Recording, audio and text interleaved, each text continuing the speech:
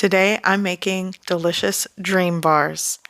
Now, this recipe for dream bars is about 90 years old, and it was from a Miss Edna Whitmus from Sargent, Nebraska. It was published in the Lincoln Star Friday, May 4th, 1934, making that recipe a 90-year-old recipe. I'm working out of a vintage McCall's cookbook, and this is a recipe that I'm going with. It does vary slightly, but it's pretty close to that newspaper recipe. So recently, I posted a video asking on social media platforms if any of my watchers, viewers, subscribers, and followers wanted to see some old or vintage recipes. I have plenty. So here we are. Today will be the first episode of these old vintage recipes that my mom has given me. I've collected over the years, and this might bring back some nostalgia. You probably have heard of some of these, but here we are. So I have my cookbook, and let's get to it. So I'm trying the McCall's cookbook version of Dream Bars. This cookbook, I believe, was published in 1963, so even this recipe is considered vintage or old. Okay, so first things first, I'm starting with the cookie crust. In a bowl, I'm going to add 1 cup of all-purpose flour. I actually added a half cup, and later I'll add the other half. Okay, so half of that. Now my light brown sugar. I'm going with a packed half cup of light brown sugar. And I'm going to sort of mix this, give this a head start. So sometimes with older vintage recipes, you kind of have to sub things or adjust the recipe slightly. So for example, this recipe calls for 1 stick of butter or half cup of butter or margarine. I'm using unsalted butter, but if you use margarine, that actually has salt in it. So if you want to add a pinch of salt to the crust, go for it. Okay, other half of that all-purpose flour in all, you use 1 cup. So now I'm just going to use a fork and combine this as best as I can. In the McCall's recipe, it says to use your hands and work in the flour until the mixture is smooth, but the original recipe in the newspaper calls for a crumbly mass. It definitely is crumbly, so if you're making this, you're looking for a crumbly combination for this crust, and you'll want to press it down in a 9x13 baking pan. I lined mine with parchment paper, and it's going to preheated oven at 350 degrees Fahrenheit for 10 minutes. You're going to bake this first. Once it's done, you'll want to remove it from the oven carefully. By the way, don't be tempted to eat this because it smells great. And you'll want to let this cool completely. But that is the cookie crust for the bottom of these delicious dream bars. Okay, in the meantime, you'll want to let that cool, and I'm going to work on the filling. In a bowl, I have 1 packed cup of light brown sugar that I've added.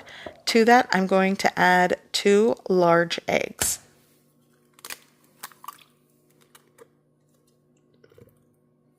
Next, a teaspoon of vanilla extract, and you'll just want to combine well.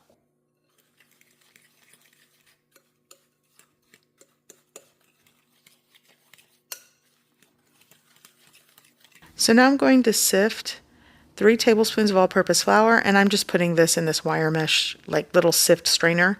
And here I have a 1/4 teaspoon of salt. Again, I'm following the McCall's recipe. And I'm going to add 1 teaspoon of baking powder. And just sort of add that to that mixture. And you'll want to shake and sift this. It helps to combine it and just get out any lumps. Once you have the dry ingredients with the wet, you'll want to combine well.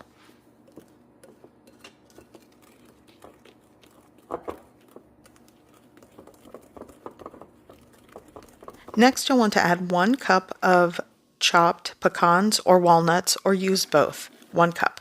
I'm also going to add half of the 7-ounce bag of sweetened shredded coconut. The recipe calls for a 3.5-ounce can of shredded coconut, and this is pretty much what was sold, I guess, back then, but I'm going for half of the 7-ounce bag. That's what I have available. Now you'll want to fold in everything, make sure it's all combined. By the way, I'm so tempted to try this, but I'm not. Okay, so it goes into the cooled cookie crust. So that is completely cooled, and you'll want to just add all of this delicious mixture onto the cookie crust, and you'll want to spread that out evenly.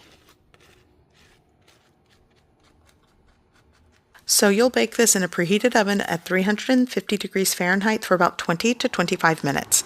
The recipe called for a 25-minute bake time, but it only took 20 minutes for this to bake, so 20 to 25 at 350 degrees Fahrenheit. Okay, so I'm going to let this cool once again. I'm actually going to paint my nails, so I'm going to let this cool for about an hour before I cut into it. So after an hour, this has completely cooled, and I am just going to carefully use the parchment paper to slide it out of this baking pan. And actually, as I was doing this, I realized, oh, I should have put this right onto a cutting board. So that's what I'm doing now. And the recipe says that it makes 30 bars. So I'm going to do my best to evenly divide this into 30 bars or squares. So while I cut these, I just want to say welcome to my channel. If you are new here, please consider subscribing and hit that bell notification. For those of you that are my longtime subscribers and followers, I thank you.